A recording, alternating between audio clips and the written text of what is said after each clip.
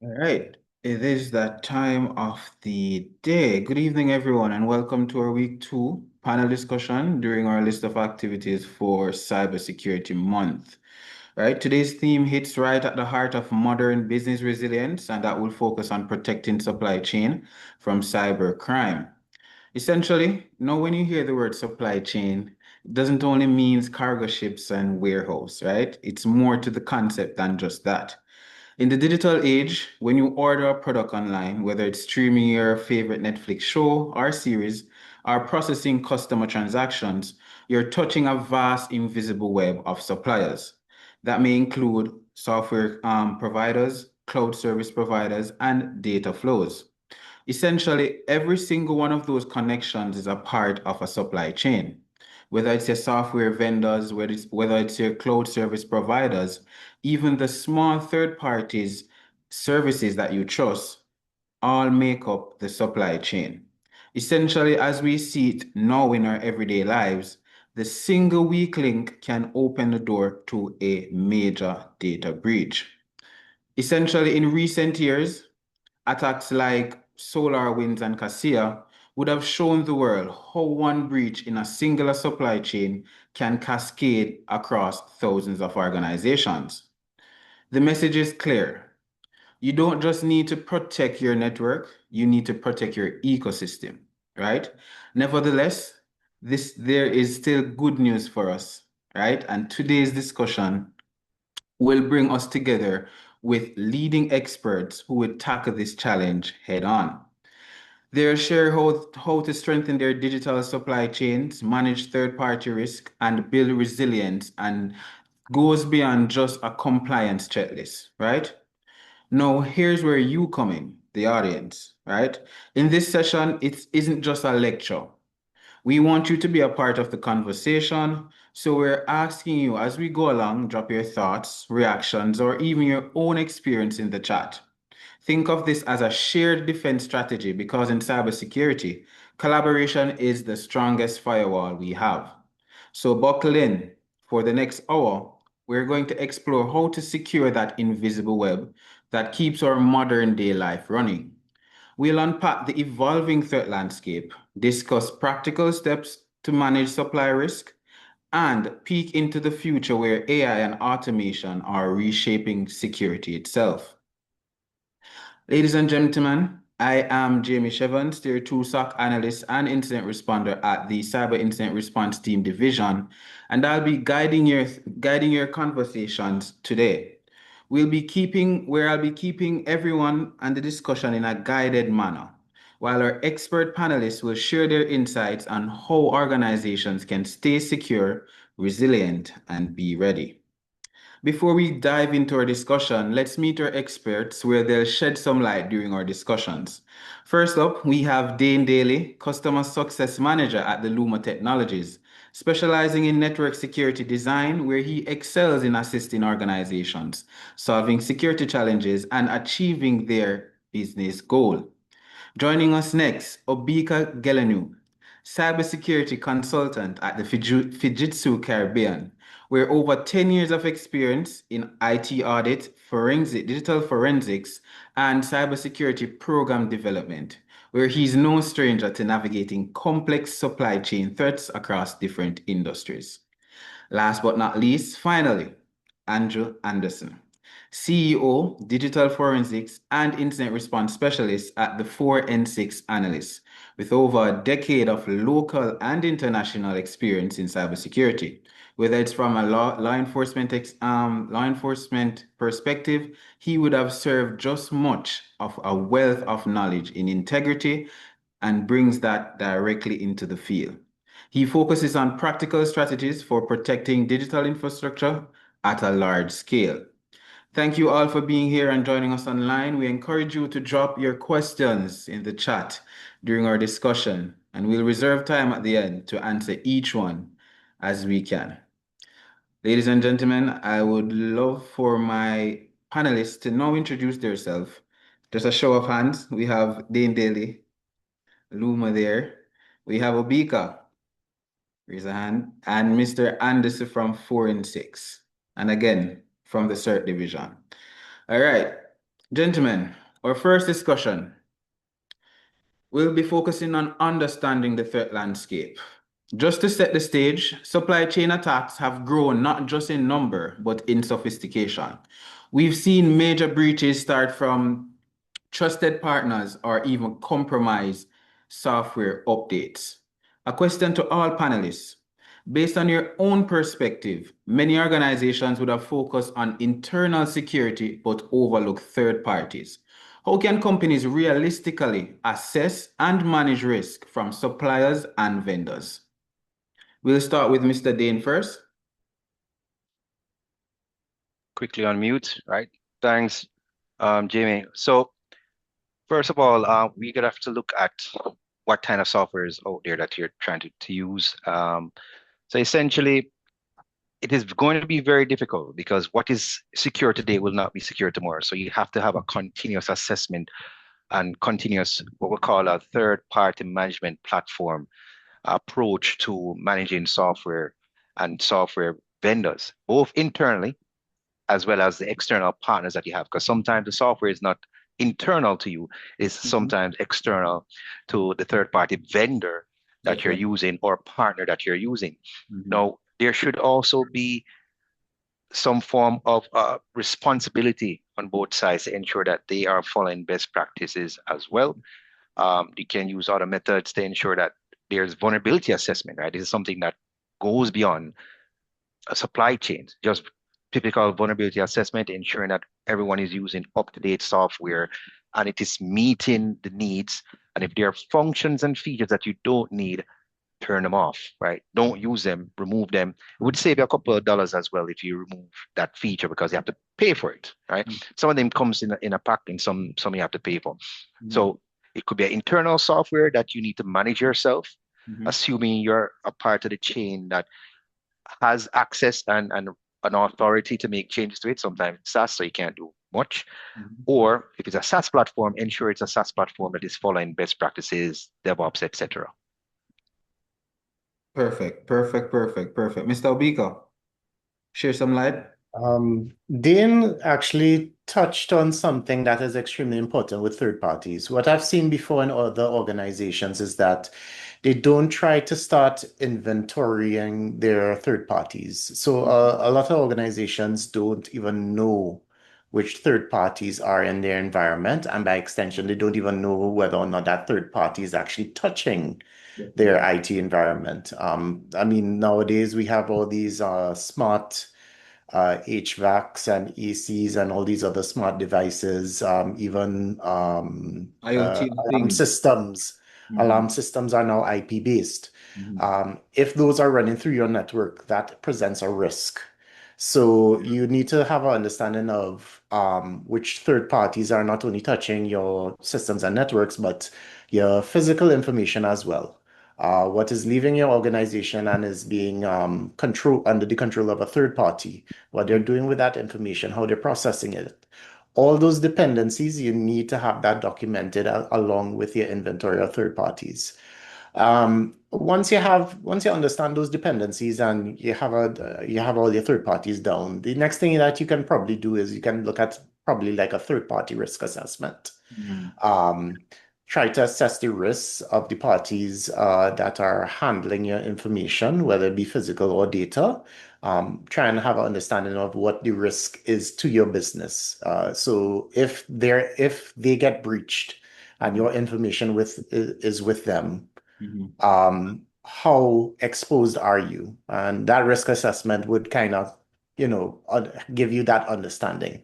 And then Definitely. based off of that, you could obviously implement your various controls, your contract clauses, or even your due diligence, do some level of due diligence on the third party to know and understand how they're protecting your information. That's usually the best way to handle third party risks within a supply chain. Definitely agree. And you touched on some major points speaking about the IoT of things, Internet of Things, which will add more vulnerabilities or risks posed to a company's network or infrastructure. So being able to navigate and understand the different devices being added to the infrastructure will indefinitely add to being able to understand what now the third party suppliers will have to be able to access your company's infrastructure and network. Sir Anderson, you would like to add to that point as well? Of course. Thanks again. Mhm. So both panelists would have mentioned the core foundation when it comes on to protecting the internal security. But Mhm. let's tie it up a little bit more. So let's start with mapping, right? So start by mapping every vendor relationship that touches your network. Systems or sensitive data. Visibility comes first. Without Mhm. an accurate supplier inventory, risk management is impossible. That's the first thing. Mhm. Secondly, we can approach it with a tier.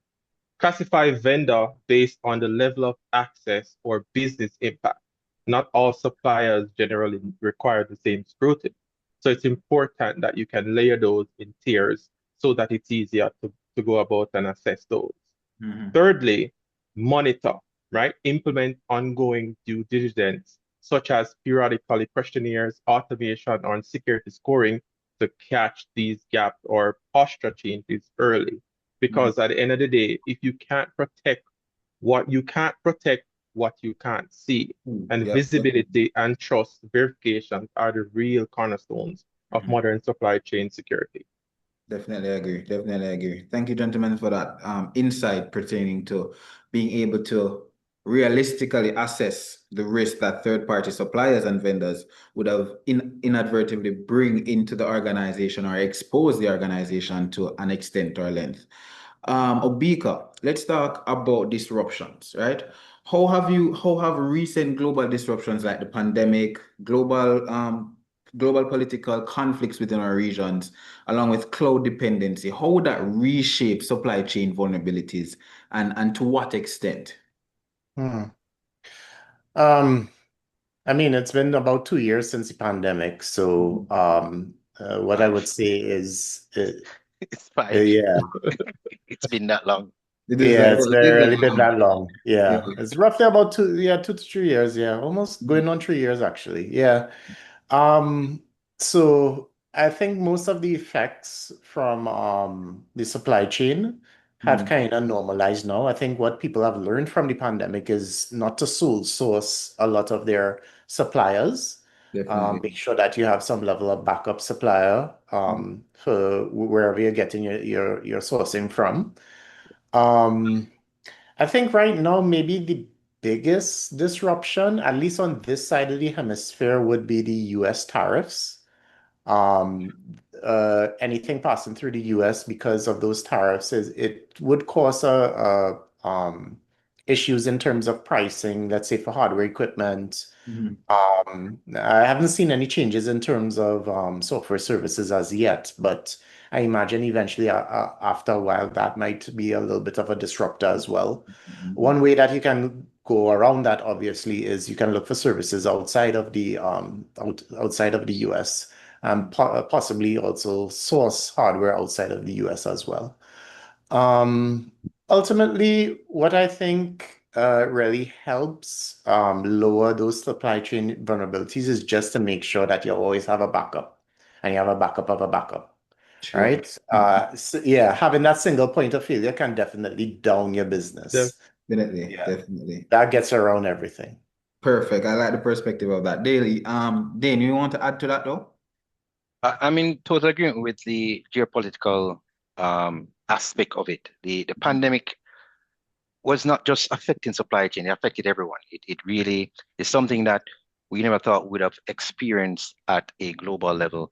And True. some were prepared, some were ahead of the game, but Mhm. it also showed that we now need to be more flexible Mhm. and flexible in all aspects, including the fact that the geopolitics will affect, manufacturing and gaining access to software as well. Definitely. Actually, right now, software, if you're in embargoed countries, certain embargoed countries, you cannot get certain levels of encryption or encrypted devices.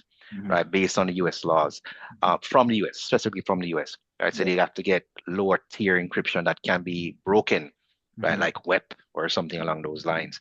Definitely. And then we have moved now to cloud dependency, which is another level of concern that you have no idea where your data is being stored, how it's being stored by who, and with the cloud being points of presence all over the world, you have to sometimes pay more for keeping your data in somewhere where a partner country to your organization or partner country to your country Country, to definitely. allow to remain in compliance. If you're using softwares that are in embargoed countries, then there's levels of concern from a geopolitical perspective, but also the level of trust, right? You have to assess the trust with that organization and the country, because in some cases, if the government requires them to release certain information, they must. They Almost, have to, definitely. right? In some countries. So we have to have that level of flexibility that the pandemic has forced us or thrusted us into. We have to be more flexible with our policies, right? And make sure they're realistic to what you want to do and achieve within your organization, and continuously assess them to ensure that they are still relevant to Definitely. what is required for you to do. So flexibility is my biggest take back from what have happened within the pandemic, from the pandemic. And I totally agree with the with your perspective, gentlemen, especially in the aspect of being able to adequately understand that with the implementation of cloud dependency services, you have to look at now different security standpoints. The data is now going to leave your organization and it's going to be stored in another country that may not have the necessary protection laws in place to secure that data. And it poses a bit of challenge and hinder not only to the cloud providers, but to significantly from the organization standpoint. So we have to bear that in mind with these disruptions, whether it's geopolitical, whether it's from a pandemic, or whether it's from just being able to evolving of the threat landscape would allow for the sophistication of more vulnerabilities being able to now morph into much more than the regular base, right? So we can agree on that. So moving from understanding the landscape, let's move to protecting the landscape, right? So let's pivot from problems to protection. Let's put it at that, right? All right. So when the chain is long and complex, that is a supply chain. How do we ensure it's managed in a strong and secure manner? And what are the necessary implementations that we must consider? Dane, can you just walk us through what are the first steps, though, an organization should take to gain that full visibility into either a third party or a supply chain cyber risk? Oh, we had mentioned a few already, but let's start from the beginning. We need to know, assess, and have an inventory of equipment, tools, equipment, softwares, partners. Then we need to look at what they have access to, assess them by risk based on what Andrew said, assess them by risk, And classify them, definitely. classify them, and classify them based on their risk and their importance to the organization. And if it should go down, what part of the supply chain would be impacted, and how long it would take the response to bring that back up to for normalcy, bring back to normalcy, right? So Definitely. the assessment is the first part. Have to assess it. Then usually you want to use some form of frameworks. There are various frameworks you want to use, policies, NDAs, SLAs, etc., to ensure that each organization that you have to work with, what they're doing, how they're doing it, and when they reach your organization, ensure that it's clean and proper data, and then you can operate in a normal state, and you should have just normal behavior once you're interacting with those organizations. So Definitely. assessment, classification is the first thing. I agree, definitely agree. Obika, you want to share some light on that stance? So, I mean, not really to hit a dead horse. I mean, it's it still remains the same, try and understand which third parties you have and, perform that risk assessment. Uh, I really can't say anything much other than just making sure that when you're developing your contracts or you're putting together your contracts, Mhm. you ensure that you have a information sharing agreement with the third parties so that both of you understand um, what is considered to be confidential information, how the information is classified. Obviously, you would use your classification, obviously. Mhm. And then you at least need to communicate within that contract uh, where the liabilities lie and how persons are supposed to handle the information and notify of, any, breaches of said information. I think that might be maybe one of the major risks that usually tends to come out of these cyber risk assessments and how to try and manage it as best as possible. But definitely the policies, procedures, using of control frameworks really help manage those risks once you've Definitely. identified them through the risk assessment. Definitely agree. And we could sum up those points into basically a continuous monitoring process, basically assessing and understanding the different third parties that the organizations are interacting with and being able to appropriately classify in terms of the data that they're going to process on behalf of the organization and how they should treat with it. So in a essence, continuous monitoring is also what will be able to add to the value in terms of an organization proactively understanding the risk posed by their third parties that they're working with. So, Sir Anderson, so do you think most organizations are ready for that level of vigilance, or is it aspirational? What do you think? Well, in most cases, when it comes on to handling these risks, right, Mhm. businesses rely on trust and contracts, not Mhm. necessarily live data. Mhm. And to manage the risk in such a manner leaves a huge visibility gap. And one of the things that when it comes on to addressing this is the building a centralized vendor inventory, just as the other panelists mentioned, by assigning those risk tiers, right? Require proof of core controls such as MFA, the Mhm. encryption, and vulnerability patching, right? Mhm. In doing so, they could even consider adding these suppliers to threat feeds to finding out if their data is being compromised to take action immediately. Mhm. What this will result in essentially is to transform the guesswork into measurable oversight and Mhm. make better risk-based decisions about vendor to audit, right, Mhm. versus support or even replace. Mhm. Because at the end of the day, I'll ask, right, if an incident happened today, could they identify which vendor has access to their crown jewels? And in Mhm. most cases, they wouldn't be. They won't. True. Right, exactly. So that's definitely to the point. Definitely, I agree with that. We have to take that proactive step when it comes on to being able to assess the risk with the third parties that we're doing business with. Essentially, it's not just on the organization to protect the data that they're processing, but it's also on the third parties um, Right. responsibility as well. It's a shared responsibility, and as Dale would have emphasized, SLAs would have been able and contractual agreements between the third parties and the organization would be able to suffice these efforts.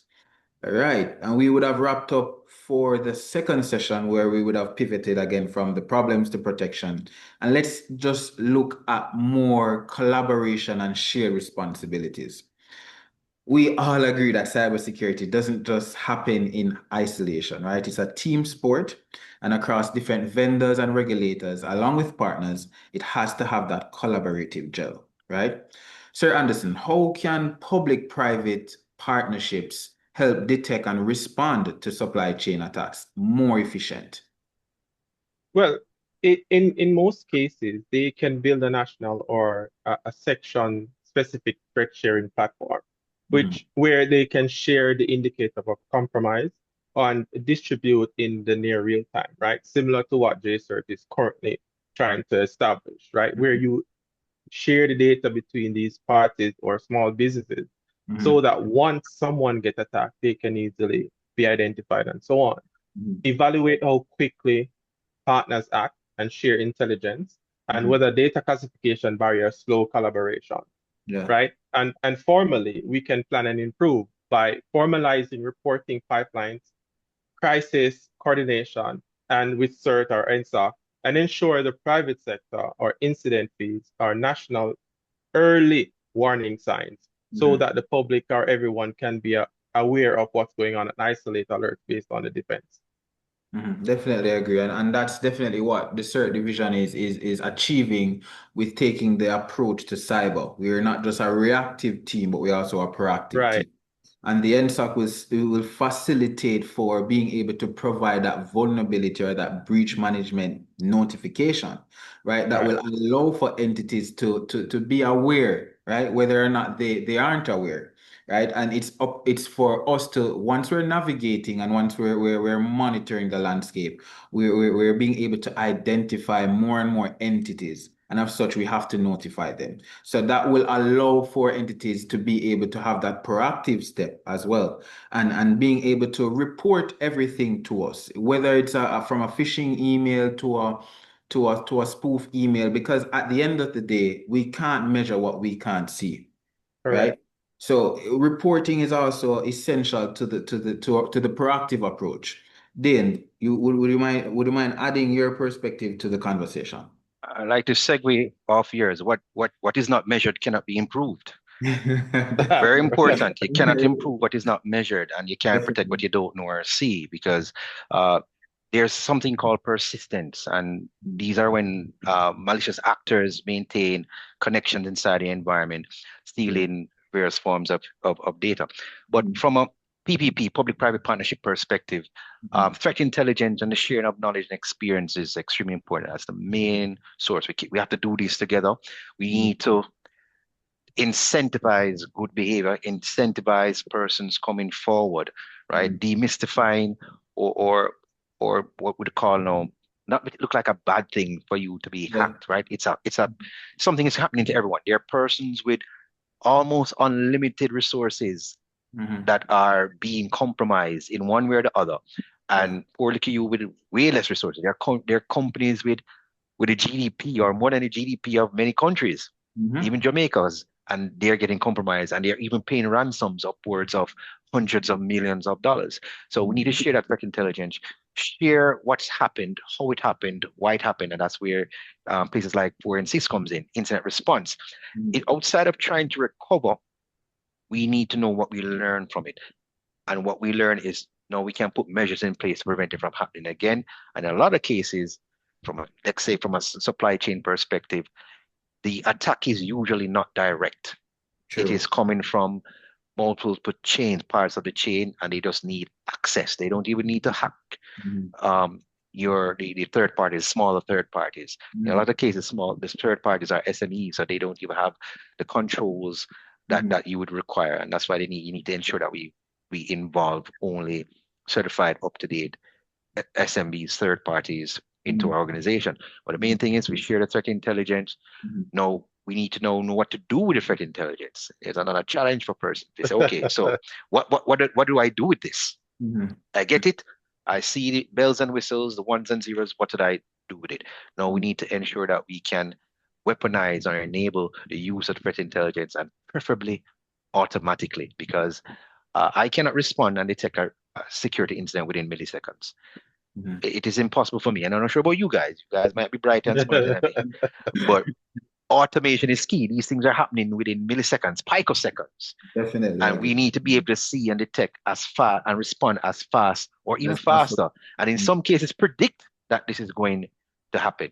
So Mhm. sharing threat intelligence, sharing the knowledge and experience that we have, Mhm. um, ensuring that everyone is using the same standards Mhm. or expected standards. If I am very secure and I need only you to come through this gate, I need to make sure that you are secure and not carrying anything through that small gate that I allow you to come into place. Um, Definitely. and what we're also looking at is it has to be policy, it has to be in law. Mhm. I don't have to force, there's no options if it's not a part of law. It Mhm. said, oh, well, I'm sorry, let's move on.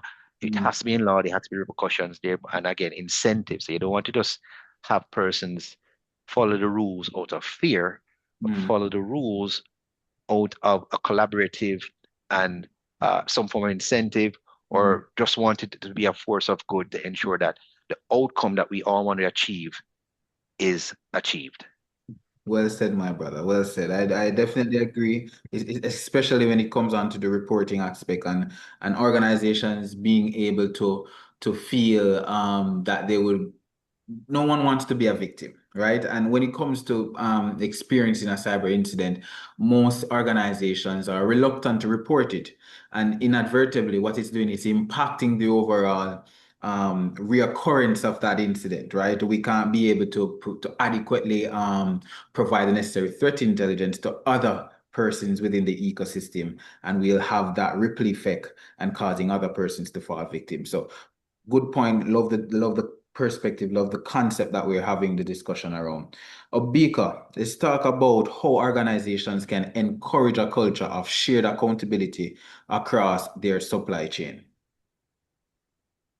Um, so I mean, major part of it is obviously communication, Mhm, right? But I think the enforcement of contracts through different aspects, such as doing due diligence questionnaires, mhm, um, to just confirm the security controls across the different parts of the supply chain, making sure you have that right to audit clause, or even to make sure that that particular entity is being audited and is being audited by an independent entity. mhm,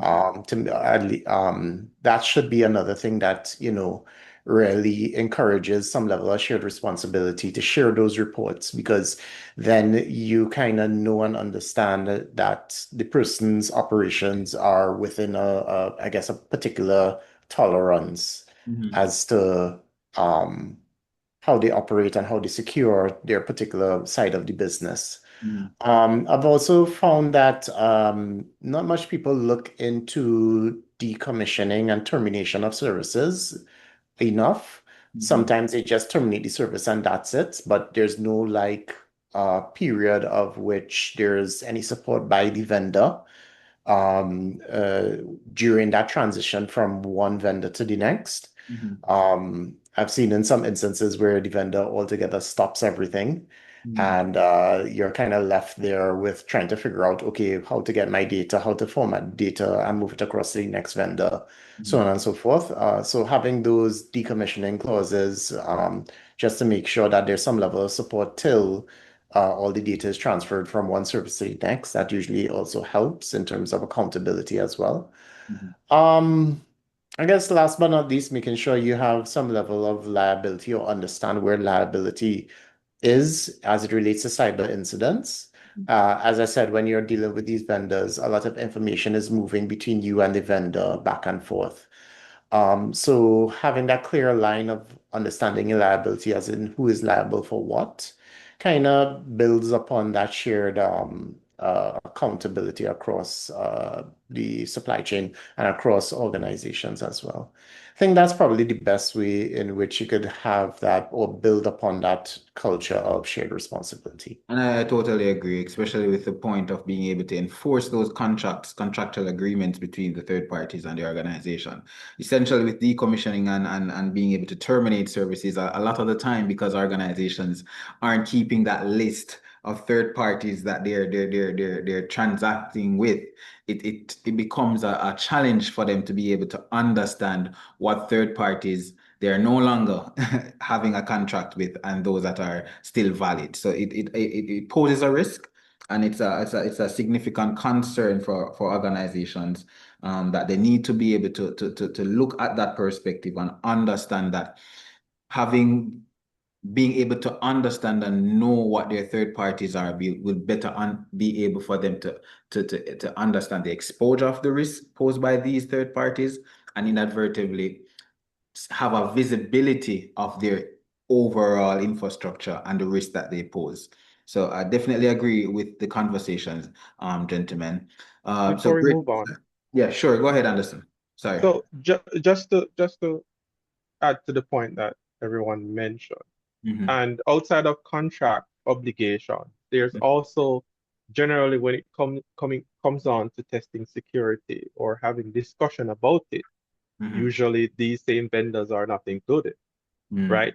For example, host collaboration like tabletop exercises, right, should include third-party vendors, logistic providers, and cloud partners to simulate a real breach because they too are part of the ecosystem, but usually they are Mm-hmm. never considered, Yeah. right? And it's very important that they are also kept in the loop, Mm-hmm. right? After each session, analyze the results, the response speed, the communication barriers, and escalation clarity.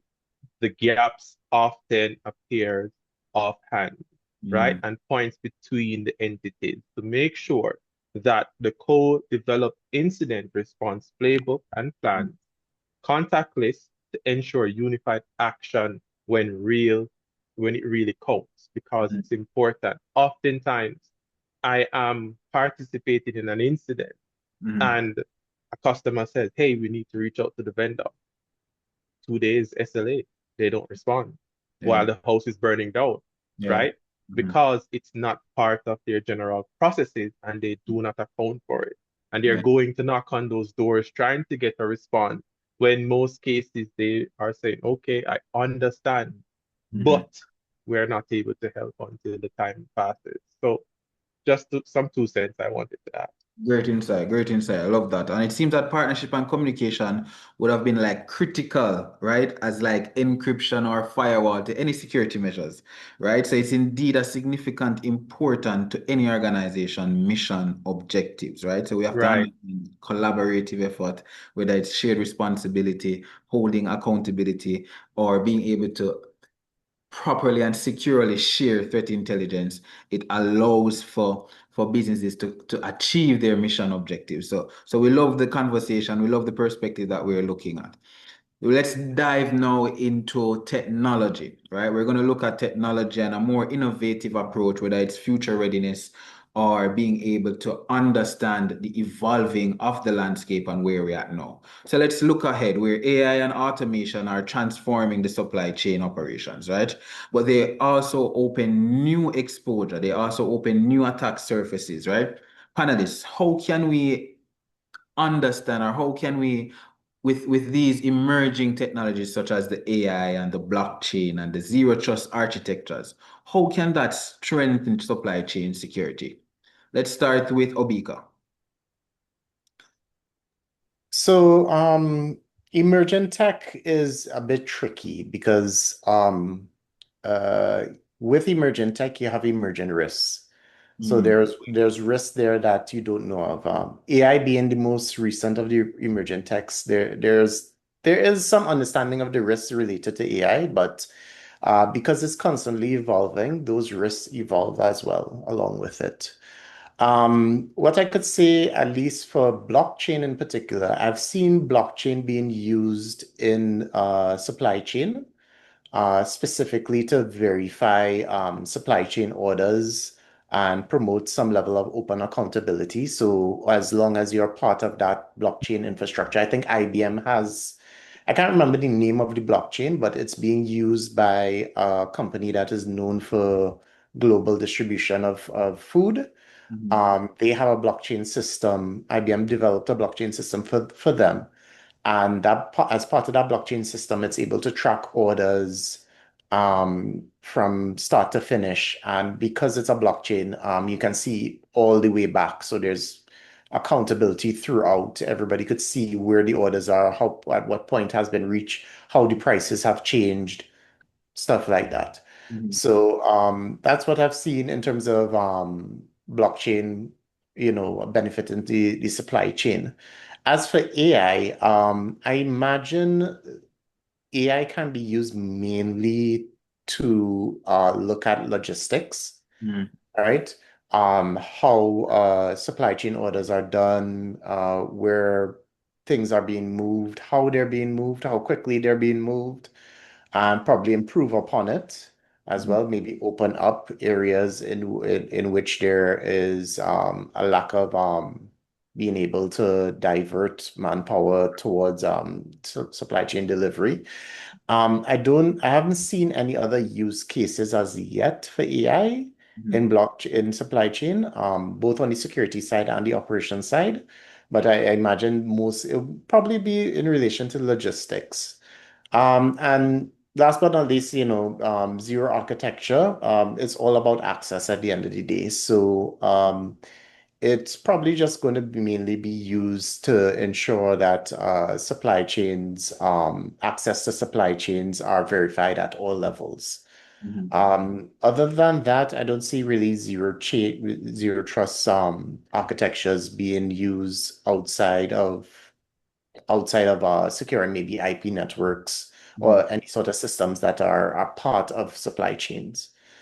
And I think that's really where emergent tech comes into play, at least with supply chain and supply chain security. Definitely agree. I love the points that you touched on, especially in the aspect of AI, and in terms of the logistics aspect, it will also aid in automation of a lot of processes that organization utilize in their day-to-day operation. Dane, your perspective.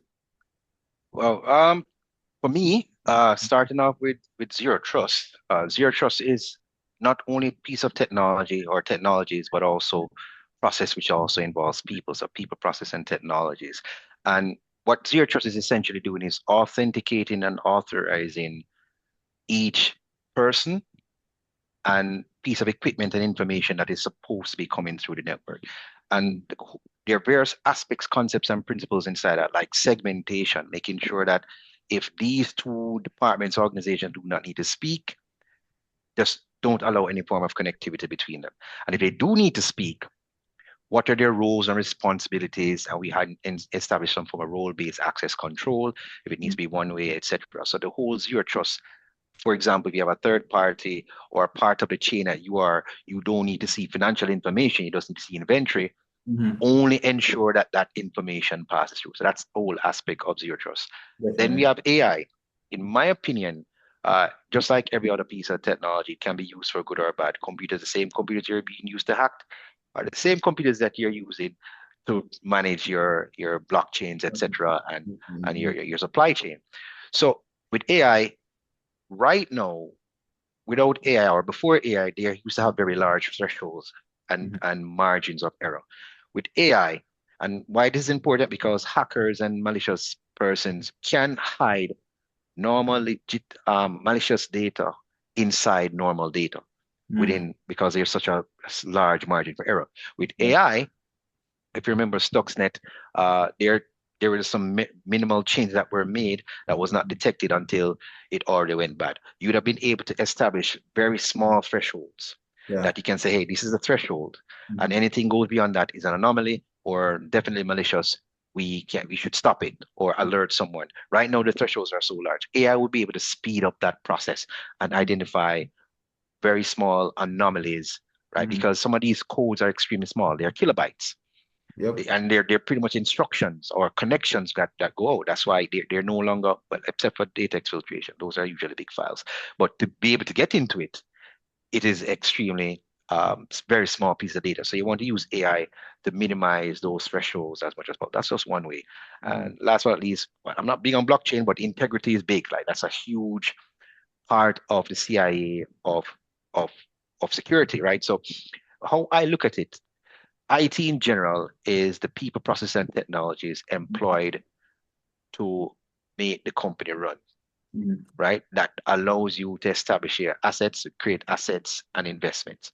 Cybersecurity is the people, process, and technologies employed to secure your assets and technology. And that's from a business perspective. They don't really teach that in school.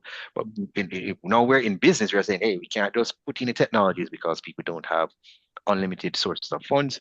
It has to help them meet their business goal, must fall into some form of compliance.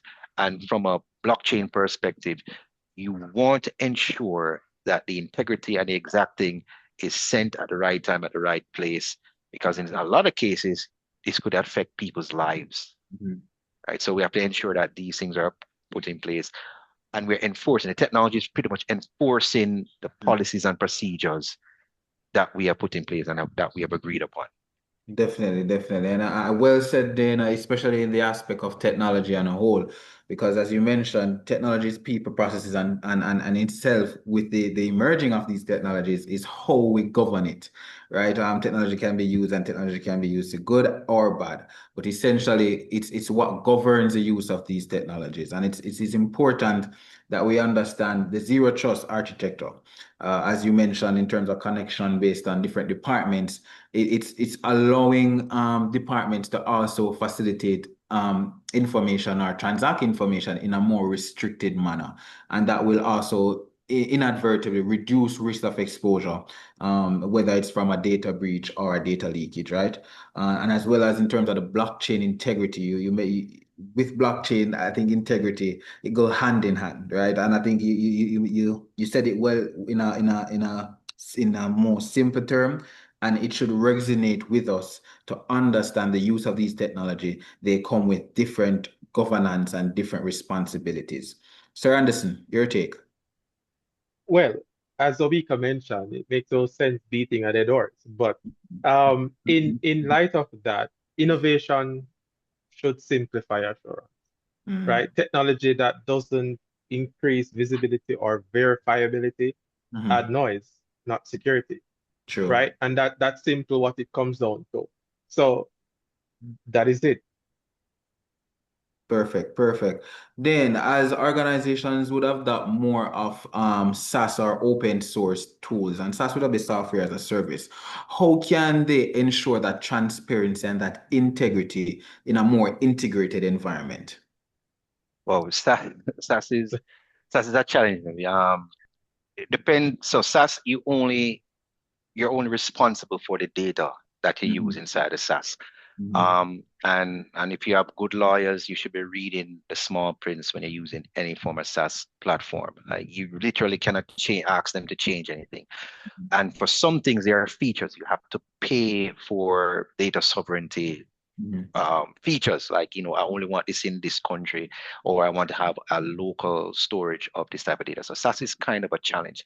But in a world where we could you know, hold them by their necks, then Mhm. we can look at stuff like SBOMs. We're going to see what type of technologies, functions, processes, procedures that are inside. Like for the SolarWinds, is a log4j. That's just a simple little process Mhm. that is being used by SolarWinds that had a compromise, and that's a simple little process. Mhm. For the past almost years, I've been studying certified ethical hacking. There's SMB, right? That Microsoft has been using for past how long, and every time there's a vulnerability breach or something, rest assured it installs SMB. As to why they have not changed it, I have no idea. But Yeah. so you'd get a list of these technologies that are involved um, in the SaaS platform, in the software, and if something comes up about that specific behavior, that specific software, vulnerability, etc., you can now assess if it is being used, Mhm. by who, by where. It could be by a third party, it could be by you internally, it Mhm. could be by even by the customer. It could be a reverse hack now that they buy something from you, and then when they send back a transaction, it hacks you as well.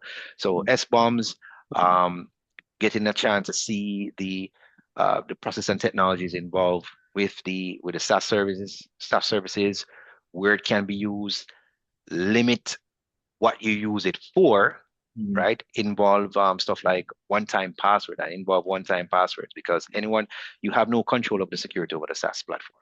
Definitely. You have Definitely. simply have none. You Mhm. have only the implementation and what data passes through it. So True. it's going to be extremely difficult from a SaaS perspective. I agree. Totally agree. Obika, your points. Um, when dealing with third parties, I've always found that the biggest issue is always checking back on that third party to make sure that that third party is actually doing what they're supposed to be doing security wise. Mhm. Um, what I've seen in the past is that when you talk to organizations and you say, well, this third party SaaS that you have, right, with this individual, do you know where the data is being stored?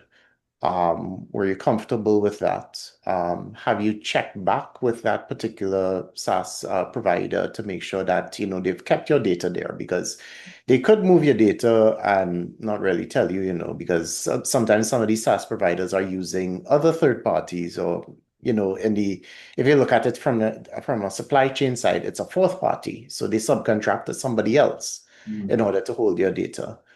Um, do you have that visual of all of that?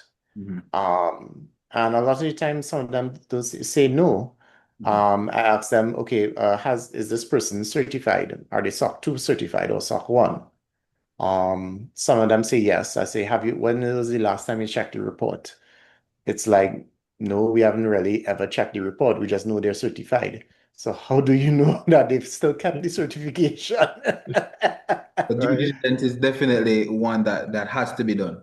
Yes. So what I tend to see is that to ensure that level of transparency, it kind of goes back to due diligence, trying to know and understand what third parties are doing with different software, hardware, whichever products that you're using from that third party, what they're doing with it, making sure that they're keeping up with their certifications, making sure they're being audited for security as well, and being able to see those reports to see that they're actually making changes to their environment and protecting their environment, and by extension, your data. When you're looking at maybe open source tools, it's usually the same as always, just doing your vulnerability scans, checking your threat feeds. Because I mean, you'll be surprised, a lot of commercial hardware and commercial software use open source libraries. And what we've seen, for example, NPM. For those who don't know, that's Node Packet Manager. They had a massive supply chain attack earlier this year that affected like hundreds of thousands of libraries, Yeah. right? Somebody was able to insert a code that would, I think it would allow a backdoor and the installation of malware.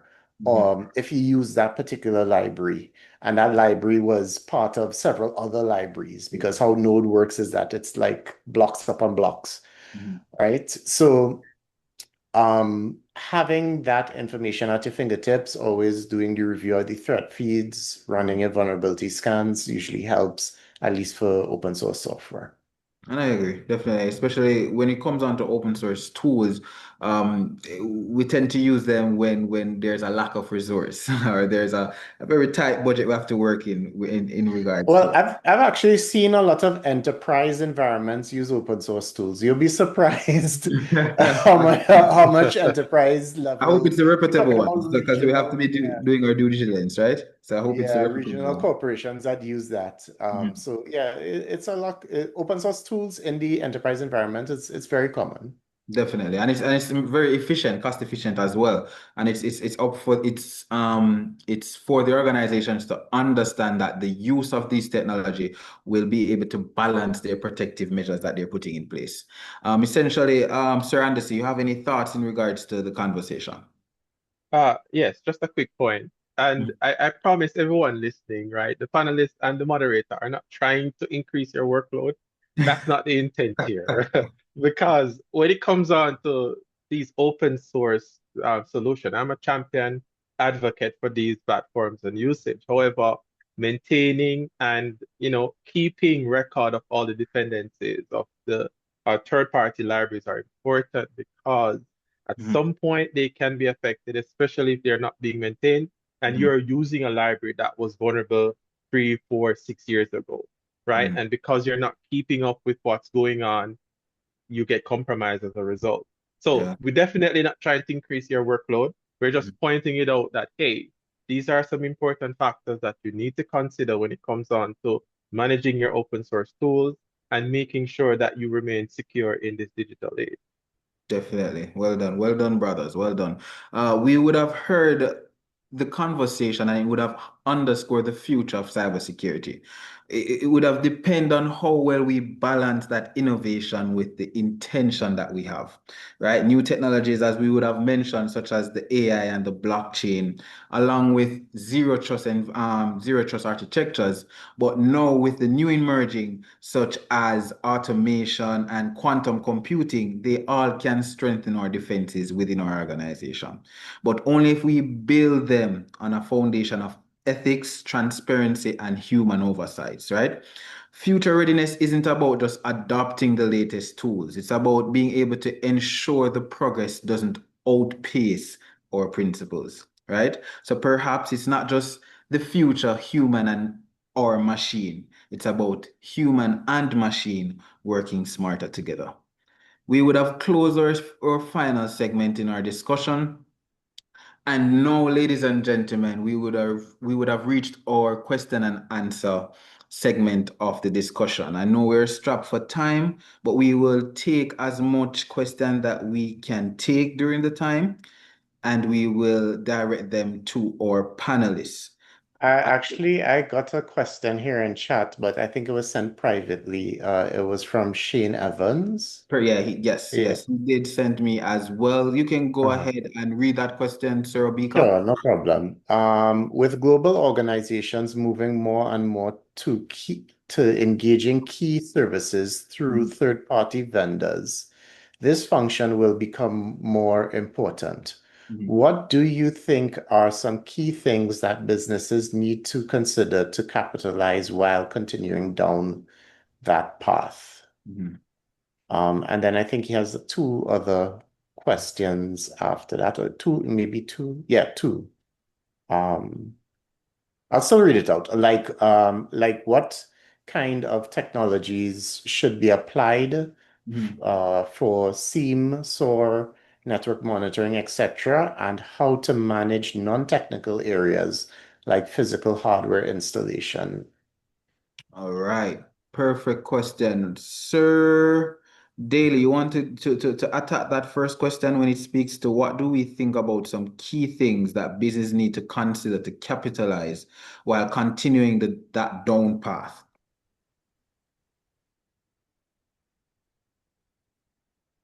You're muted there. Oh, Yeah, you're muted. you're unmute, Daly. My apologies. I'm reading over the questions. With global organizations moving more and more to engage in key services through third-party vendors, this function will become more important.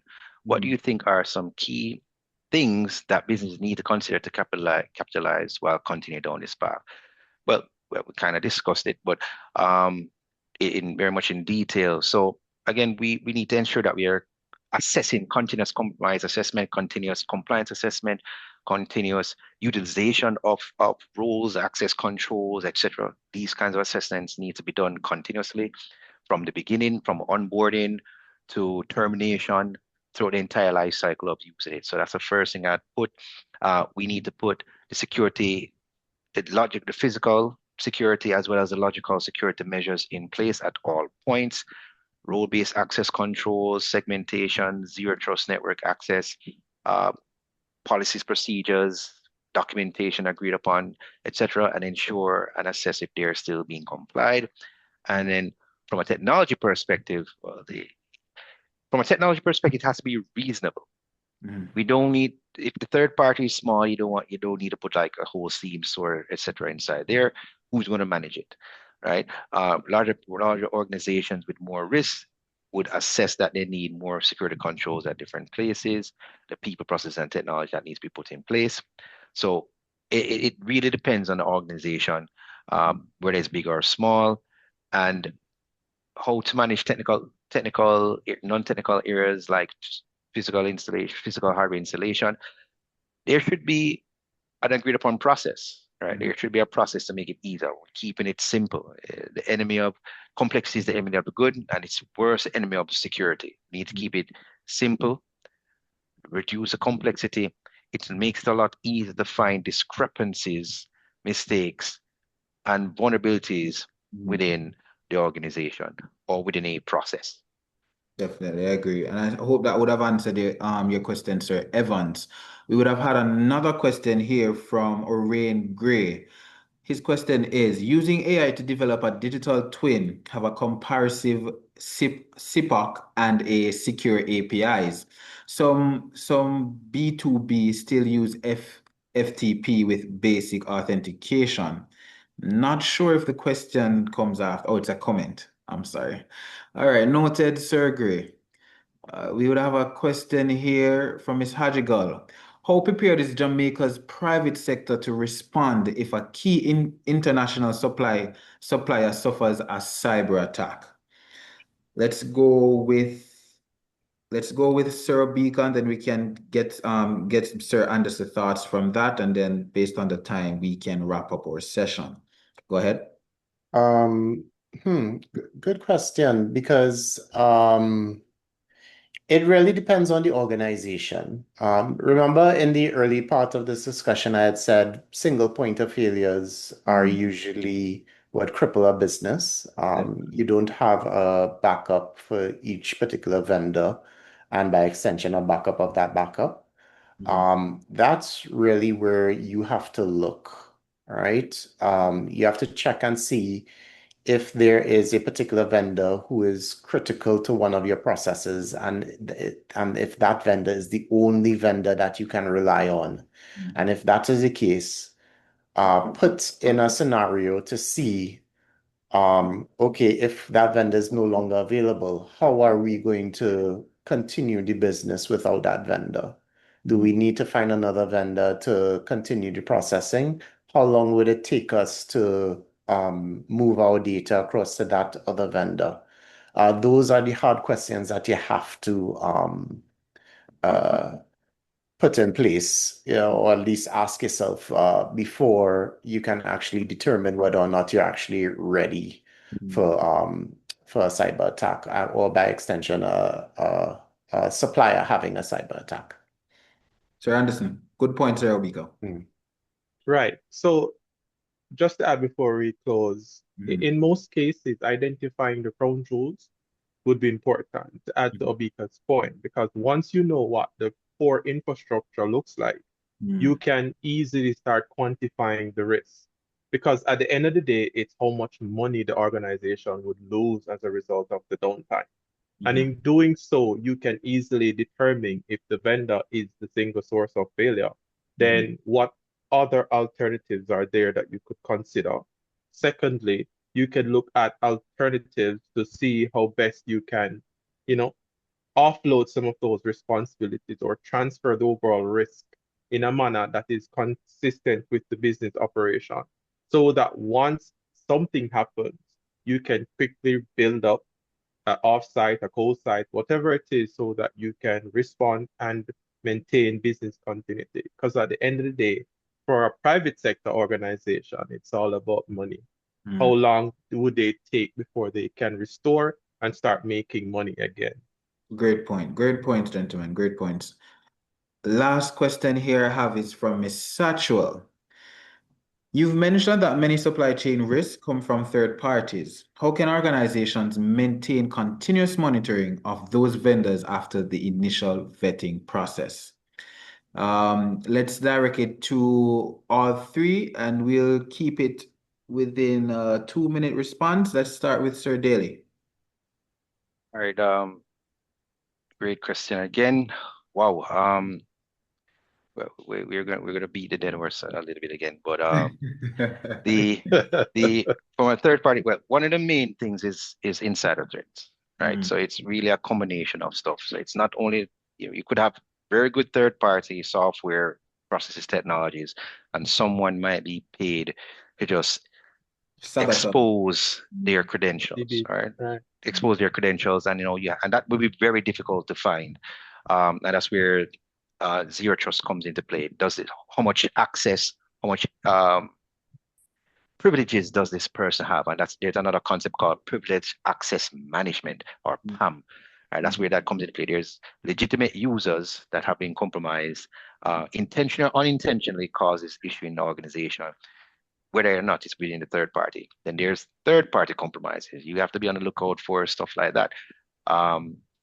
if they get compromised, is your data breached? And if that data or if that credential can be used to enter your organization, etc. So we have discussed the assessment, we have discussed insider threats. We also need policies and procedures to help guide this as well and assess if they are being adhered to continuously. Perfect. Well done, Mr. Daly. Sir Biko, your thoughts? Most contracts with vendors tend to be for a particular term. What I usually, depending on the organization and the amount of effort, what you can do is you can do a review prior to the vendor contract to determine to kind of determine whether or not the vendor is keeping in play with what you have. Another aspect that I've seen people do is that they usually do annual reviews or semi-annual reviews, in which they would focus on one particular aspect of the vendor for the semi-annual or the annual review. So say, for example, it's security, they will probably maybe do that semi-annually and annual probably in terms of operations and billing. Right? It really depends on how much effort you want to put into that whole continuous monitoring process. What I would say is definitely make sure to put security, as long as the vendor is touching your data, put security on the highest um, uh, level in terms of that review. Review it as soon as possible and as much as possible. So if you want to do it quarterly, do it quarterly. If you want to do it semi-annually, do it semi-annually. You can also do it annually if you choose as well. But make sure that you list out the requirements for that review. So for example, if that vendor is certified, make sure you get that SOC 1 or that SOC 2 report. If the vendor is not certified, but they're audited on an annual basis, make sure you get their last audit reports and basically their actions, as in what they're going to try and fix as part of that last audit. And I guess, that would relatively cover at least on the security side. Perfect. Touch on some good points, Yeah. Abika. Sir Anderson. Well, it comes down to the same thing that Obika and Dane mentioned, compliance. The easiest way to vet the processes is to ensure that they're either SOC 1, SOC 2 compliant, ISO 27001, backed across a known framework.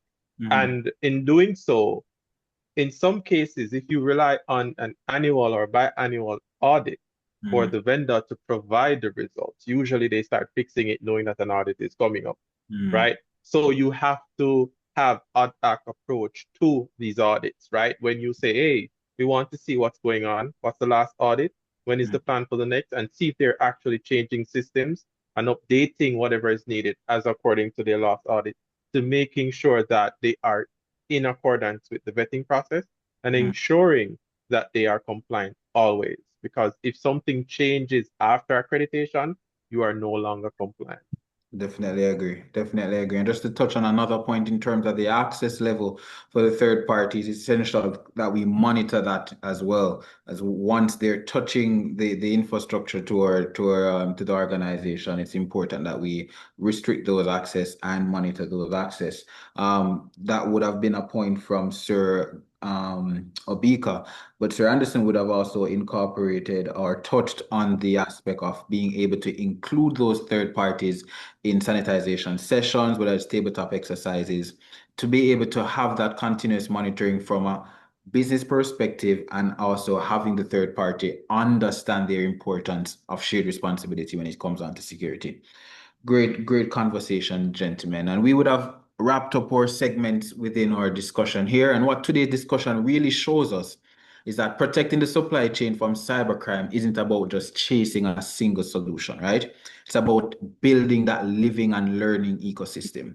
We would have begun by understanding the threat landscape. We would have realized that the complexity and the trust can be both our strength and our weaknesses. We would have then explored resilience, discovering that true preparedness lies in continuous learning or continuous monitoring and not only static policies or agreements. We would have also examined collaboration that would have show that shared responsibility is the only sustainable defense, whether it's in an interconnected environment or whether it's from a business standpoint. And finally, we would have looked ahead where innovation and human oversight must evolve side by side. And if there's one thread connecting all these insights, is this: cybersecurity is no longer about a background department or a function. It's about defining the element of trust, reputation, and continuity, right? Every link in the chain, from the smallest vendors that we would have discussed to the largest enterprise, carries a role to protect those trusts, right? So as we close this conversation, let's move forward not just with awareness, but with the intention to strengthen partnerships and questions assumptions, as well as design a safer digital ecosystem together. I would have seen more and more questions coming into the chat, but unfortunately, we are strapped with time. Hopefully, you can save those questions at our another online activity celebrating Cybersecurity Month. To our panelists, thank you for sharing your expertise and your candor. And to our audience online, thank you for being part of our discussion. Your awareness and actions are what make cybersecurity more than just a slogan. Let's remember, security isn't just a department, it's a culture, and every link in the chain matters. Stay vigilant, stay secure, stay curious, and have a secure evening ahead. Ladies and gentlemen, this concludes our panel discussion for week 2 of our list of activities hosted by the CERT Division celebrating Cybersecurity Month. Again, panelists, thank you for your discussion. Sir Daly, Sir Obik, and Sir Anderson, thank you again gratefully. Audience online, thank you for attending. And again, stay safe. Bye. Bye, guys. All right. Thank you. Bye.